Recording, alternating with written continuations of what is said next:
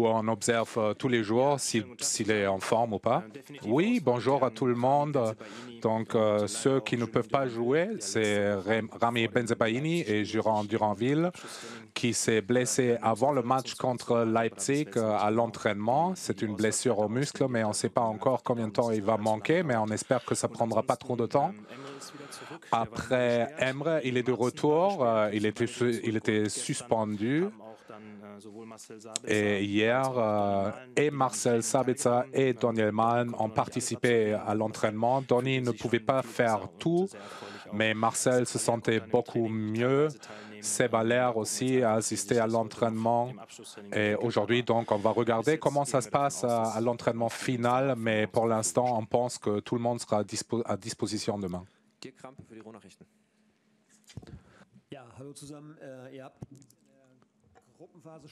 Bonjour, vous avez joué contre Paris déjà en phase de groupe. Qu'est-ce que vous avez appris? Comment est-ce qu'il faut jouer contre cette équipe? Bon, je pense qu'on a déjà vu un match très différent ici à Dortmund comparé à celui à Paris. C'était un match où on n'était pas du tout content de nous-mêmes. C'était un match où on voulait jouer beaucoup avec des contres, mais on n'a pas réussi à créer les espaces pour les contres. Et finalement, on a perdu ce match 2-0. Malheureusement aussi avec une décision pas très claire par rapport au penalty, mais je me souviens que Jamie Bynoe-Gittens avait marqué le poteau et aussi une autre occasion. On avait seulement 2 occasions. C'était pas suffisant. Ici, à Dortmund, c'était très différent. C'était un match très ouvert avec beaucoup plus de chances. Où à la fin, on était même plus proche de la victoire que Paris, je pense. Et on a pu voir qu'on a tiré les bonnes leçons du match aller, mais en même temps, on sait que dans cette phase, en ce moment, Paris est vraiment au sommet de sa forme dans cette saison. Récemment, ils ont eu beaucoup de bons résultats, seulement une défaite en 2024. Et on sait qu'on doit être encore meilleur que cette performance qu'on a montrée au mois de décembre, mais on a aussi la confiance parce que si on regarde en arrière, ça ne fait pas très longtemps qu'on a fait un très bon match contre Atlético ou à l'extérieur contre Munich avec des équipes, avec des opposants de forte qualité et donc nous sommes confiants que nous pouvons le montrer demain et aussi la semaine prochaine à Paris. Une question pour tous les deux. Après le 4-2 contre Atlético, vous avez fait la fête un peu dans les vestiaires. Ces images ont fait le tour du monde. À quel point ça a soudé le groupe encore davantage et à quel point est-ce que ça peut être une motivation de prendre cette atmosphère pour la répéter après le match retour à Paris? Oui, c'était une très belle image. Je pense qu'on l'avait mérité aussi. Et le plus important, c'est que ce n'était pas la dernière belle image de nous et c'est pour ça qu'on se bat maintenant. Bon, je pense que c'était une belle nuit pour tout le monde ici à Dortmund. C'était extraordinaire, c'était historique ce qu'on avait fait. Le match était très intéressant aussi, je pense, pour tous les fans. Je pense qu'il y en avait qui ont subi un infarctus même.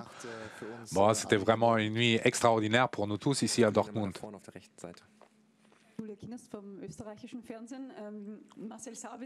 Marcel Sabitzer est celui qui nous intéresse à la presse autrichienne. Nous sommes très contents qu'ils se sont heureux ici. Donc, question au coach.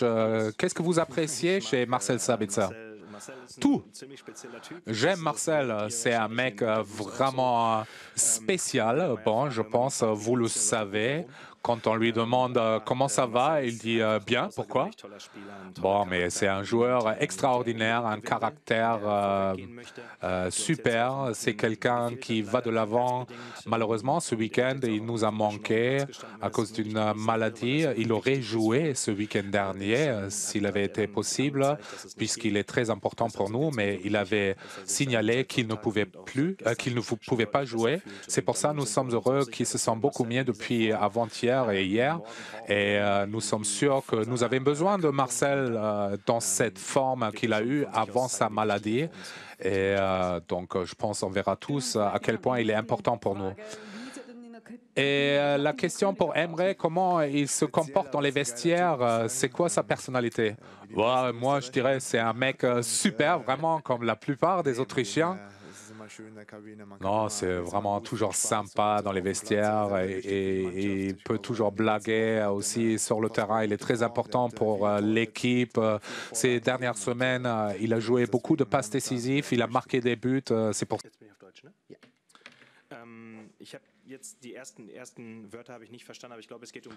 Bon, les premiers mots, je n'ai pas compris, mais je pense qu'on parle de l'évolution de Paris cette saison, oui. Donc, oui, je pense qu'ils avaient beaucoup de changements. Il y avait beaucoup de joueurs qui ont quitté le club. Il y a beaucoup de nouvelles recrues et ils ont rajouté beaucoup de qualité à cette équipe, une équipe qui était déjà faite pour gagner la Ligue des Champions. Le projet très clair de Paris, je dirais depuis 10 ans que cette équipe est créée pour gagner la Ligue des Champions. En début de saison, peut-être, ils n'avaient pas encore cette performance, mais ils ont eu les résultats. Mais en fur et à mesure de la première partie de la saison, il y avait aussi la performance. Et ces derniers mois, ces dernières semaines, je pense qu'ils sont très, très constants, qu'ils ont eu de très bons résultats, de très bonnes performances. Comment on peut arrêter ça? Ce n'est pas très facile. Chaque équipe pense à le faire. Si on pense à Kylian Mbappé, avec ses qualités extraordinaires, en 44 matchs, il a marqué 33 buts, je pense, en 44 matchs. Chaque adversaire voulait éviter un but de Kylian Mbappé, mais ça ne marchera pas toujours, évidemment. Donc, ils sont très flexibles, très rapides. Ils peuvent changer leur formation dans un match. Ils peuvent adapter leur formation 4-3-2-1. Ils sont très, très flexibles en ce qui concerne la formation. C'est pour cela, ce qui est important pour nous, ce sont nos priorités. Dans quels espaces est-ce que nous voulons conquérir, récupérer le ballon, où est-ce qu'on va se soutenir, où est-ce qu'on ne peut pas, se permettre de perdre 2 mètres parce que là, ils vont être très dangereux. Ils jouent un centre très haut avec Achraf Hakimi. Il faut être préparé à tout. Ce qui est bien, c'est qu'on a déjà fait un peu d'expérience pendant cette saison. C'était pas la loterie, mais on a vraiment mérité d'être ici contre Atlético, contre PSV ou les matchs en phase de groupe. Et c'est ça qui est important, qu'on respecte tout, qu'on a un plan très clair de ce qu'on veut faire nous. Mais il faut pas être trop, il faut pas avoir trop de coaching. Il faut avoir confiance aussi en notre force. Et donc, on a déjà développé un plan qui veut leur faire du mal parce que là, on a déjà montré, si on presse très haut, on peut aussi se créer des chances, des occasions contre Paris, comme on a pu le faire aussi contre deux équipes. Et ça, c'est le plan très clair parce qu'il y a 2 matchs et la belle chose, c'est qu'on peut gagner ces 2 matchs.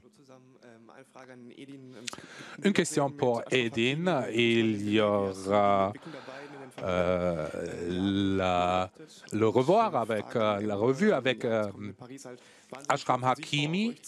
Et maintenant, avec Paris, il y a beaucoup de forces offensives qui va vous affronter. Vous serez confronté contre ça.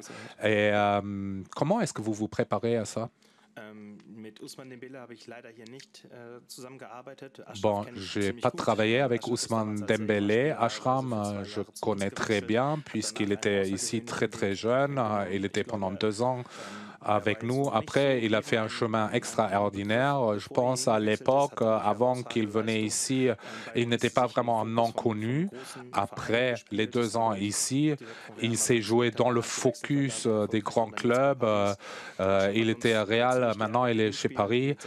Il nous a fait du mal dans le match aller avec son solo ce week-end dernier. Je pense qu'il a marqué un but de la même manière. Donc, nous sommes très contents pour Achraf, mais on veut vraiment éviter qu'il arrive à la finale de la Ligue des Champions. Bon, on se prépare un peu de manière différente. Mbappé, c'est un des meilleurs du monde, peut-être le meilleur du monde. Donc, il faut être agressif contre lui et, si possible, il faut toujours défendre à deux. Je pense que c'est très difficile, seul contre lui. Et il faut le faire en tant qu'équipe. Et évidemment, mentalement, on se prépare on décide, on veut gagner les 1 contre 1 contre lui. Et le tacle?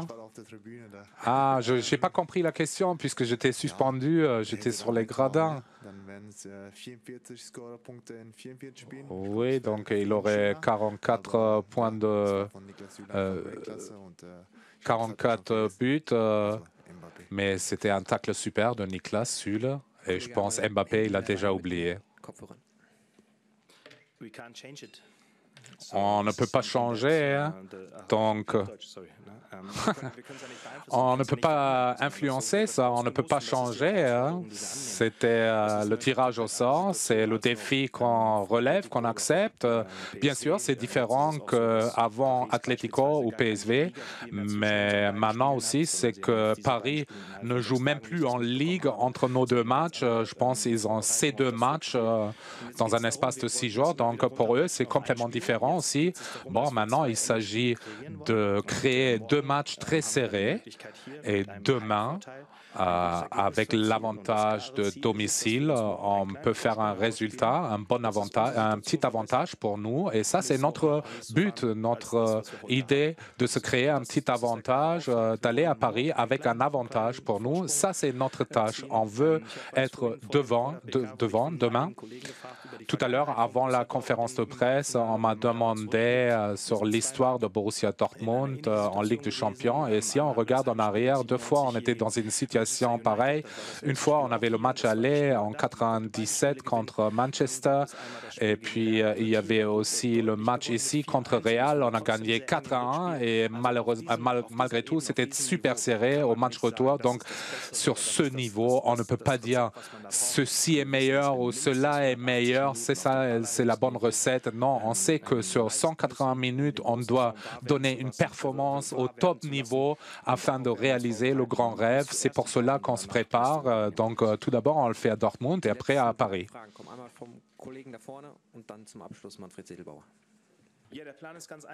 Bon, le plan est très simple. Bon, je suis déjà content que vous n'avez pas parlé seulement d'un seul joueur, parce que en général, c'est ça la question. Comment est-ce qu'on peut arrêter Kylian Mbappé?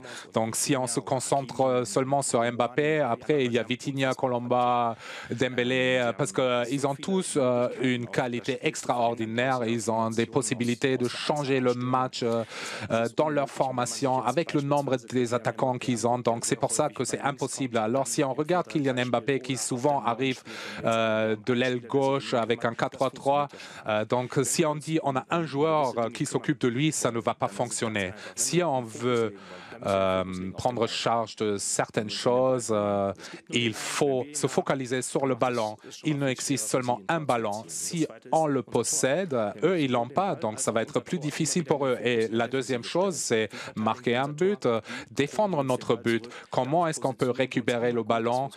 Comment est-ce qu'on peut se positionner toujours de bonne manière afin de se soutenir, afin d'éviter des 1 contre 1 contre Dembélé ou Mbappé? Et si on se focalise sur tout cela, et si on est, comme Emre l'a déjà dit, agressif, intensif, si on arrive à réaliser tout cela, on peut aussi avoir cette petite portion de chance qu'il faut avoir contre une équipe, contre le PSG, mais ça, il faut le mériter. Et c'est pour cela, je pense, si on y est tous sensibles, non seulement les 11 sur le terrain, non seulement le staff, mais aussi tout le monde dans le stade, je pense qu'on a une très bonne occasion de réaliser ce rêve. Bonjour, Monsieur Chan. Contre Leipzig, vous étiez suspendu. Est-ce que ça peut faire du bien aussi dans un tel moment de la saison, ou est-ce que ça vous a fait du bien, ou est-ce que vous étiez plutôt fâché contre cette décision? Et puis une question pour Edin Terzic. Il y avait pas mal de défenseurs qui ont manqué récemment. La défense sera importante aussi à Paris, contre Paris. Donc, comment est-ce que vous voyez le rôle de Niklas Süle, par exemple?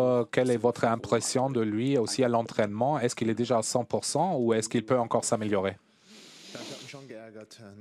Bien sûr, j'étais fâché de ne pas avoir, pas avoir été de parti. Bon, je pense, je suis toujours agressif sur le terrain, mais je pense, j'ai mis pas mal de temps pour mon 5e carton rouge. Ça m'a fait du mal, mais en même temps, ça peut être un avantage pour demain. Je suis reposé à 100%, je suis en forme à 100%. Ça pourrait être un avantage pour demain.